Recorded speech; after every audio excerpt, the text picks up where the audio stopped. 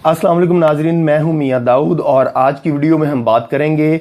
मौलाना तारिक जमील साहब की एक मुजरमाना खामोशी के ऊपर भी और मौलाना तारिक जमील को हमारे नाजरीन की तरफ से भेजे गए कुछ सवालात के ऊपर भी, क्योंकि मौलाना तारिक जमील साहब की जो हालिया एक मुतनाज़ा हरकत है, माजी की तरह एक और मुतनाज़ा हरकत जो है उसकी वजह से कुछ सवालात ने पाकिस्तान के अवाम के अंदर जन्म लिया और हमारे नाजरीन ने भी इस बात का सोचा कि मौलाना तारिक जमील साहब से कुछ सवालात जो हैं वो पूछे जाएं। सबसे पहला सवाल हमारे एक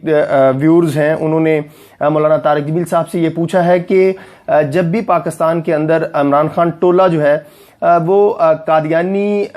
हुकूमत कादियानी गिरोह के हमायत के ऊपर कोई काम करता है, कोई इक़दाम करता है, तो आप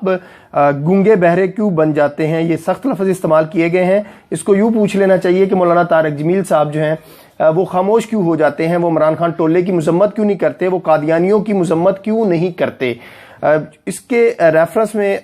हमारे इस व्यूअर्स ने ये कहा है कि माजी में जब 2018 में इमरान खान की हुकूमत बनी तो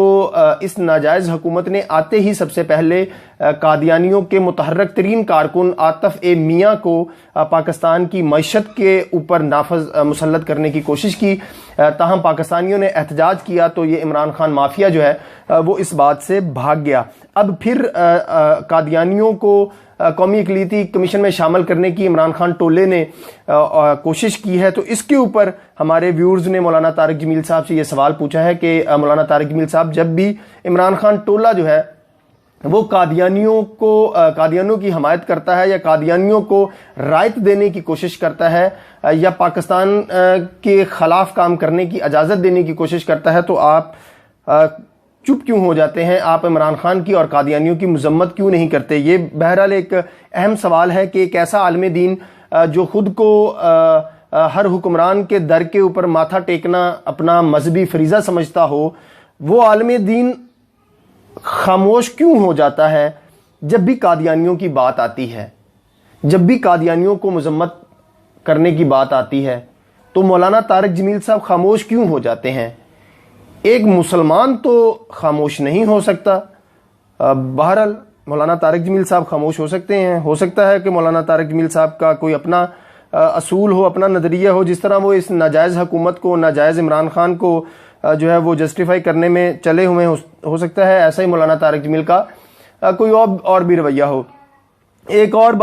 और व्यूअर्स ने हमारे व्यूअर्स ने मौलाना तारिक जमील साहब से ये सवाल पूछा है कि इस्लाम में कब से उलमाए दीन और ने हाकिम वक़्त को क्लीन चिट देना शुरू कर दी है। ये सवाल पूछा है हमारे एक व्यूअर्स ने मौलाना तारिक जमील साहब से। हम उम्मीद करते हैं कि मौलाना तारिक जमील साहब इखलाकी जुर्रत का मुजाहरा करते हुए ज़रूर जवाब देंगे और किसी मजहबी और अपनी मनपसंद किसी हदीस की आड़ में छुपने की कोशिश नहीं करेंगे। इसके अलावा हमारे एक व्यूअर्स हैं, उन्होंने मौलाना तारिक जमील साहब से ये सवाल पूछा है कि मौलाना साहब सियासत और मज़हब जो है वो कब से एक हो गए हैं।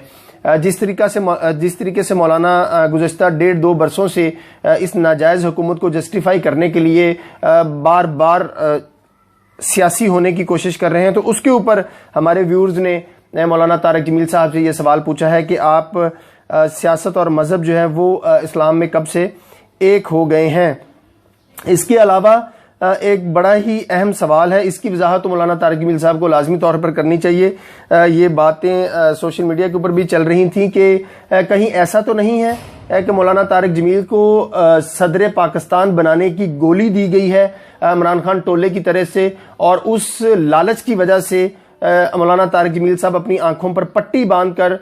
इस नाजायज़ हुकूमत के हर गैर कानूनी, गैर आइनी, गैर शरई इक़दामात की तायद करी जा रहे हैं। कहीं ऐसा तो नहीं है कि इस तायद की आड़ में मौलाना तारिक जमील साहब को सदर पाकिस्तान का मुस्तकबिल में ओहदा दिया जाना है। इसके अलावा एक हमारे व्यूअर्स हैं, उन्होंने मौलाना तारिक जमील साहब से सवाल पूछा है कि माजी में या तारीख़ इस्लाम में देखा जाए तो उलमाए कराम जो हैं उनको बुलाने के लिए हुक्मरानों के वफद जो हैं वो जाते थे, लेकिन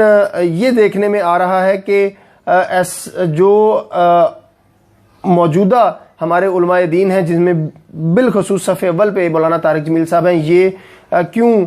बार बार हुक्मरानों के दर के ऊपर जा रहे हैं। एक अहम ویورز ہیں انہوں نے ایک اہم بات کی طرف بھی نشاندہی کی کہ کہیں یہ بھی ہو سکتا ہے کہ مولانا طارق جمیل صاحب جو ہیں وہ دو طرح کے اسلام کے اندر عالم دین جو ہیں وہ گزرے ہیں، ہو سکتا ہے یہ بھی 2 نمبر والے عالم دین ہوں۔ 2 نمبر کیسے؟ اس کا ایک واقعہ بتایا ہے ہمارے ویورز نے، انہوں نے کہا یہ سوال ضرور پوچھئے گا مولانا طارق جمیل صاحب سے کہ امام ابو حنیفہ رحمۃ اللہ علیہ کے دور مبارک میں اسی طرح ہی ایک ناجائز حکومت جو ہے وہ بن گئی تھی جس طرح یہ موجودہ حکومت ناجائز بنی ہے، تو انہوں نے ان حکمرانوں نے امام ابو حنیفہ رحمۃ اللہ علیہ کو کہا کہ آپ چیف جسٹس کا حلف اٹھائیں، لیکن امام ابو حنیفہ نے انکار کر دیا یہ کہہ کر کہ اگر میں نے حلف اٹھا لیا چیف جسٹس کا تو مجھے آپ کی ناجائز حکومت کے آپ کے تمام غیر آئینی اقدامات کو آئینی قرار دینا پڑے گا، لوگ مسلمان جو ہیں وہ میری بات کو مانتے ہیں، اور اگر میں چیف جسٹس بن گیا اور آپ کے غیر آئینی اقدامات کو آئینی قرار دے دیا تو یہ شریعت کے خلاف، مذہب کے خلاف اور اصول کی خلاف ورزی ہوگی۔ اس کے اوپر اس حکمران طبقے نے امام ابو حنیفہ کو شہید کر دیا۔ لیکن جو 2 نمبر والے علماء دین تھے کیٹیگری ہے، اس میں یہ ہوا کہ جب امام ابو حنیفہ کے ہی شاگرد امام ابو یوسف جو ہیں وہ جیسے ہی شہادت تدفین ہوئی تو امام ابو یوسف نے فوری طور کے اوپر چیف جسٹس کا حلف اٹھا کے اس ناجائز حکمران کے تمام اقدامات کو غیر آئینی قرار دے دیا۔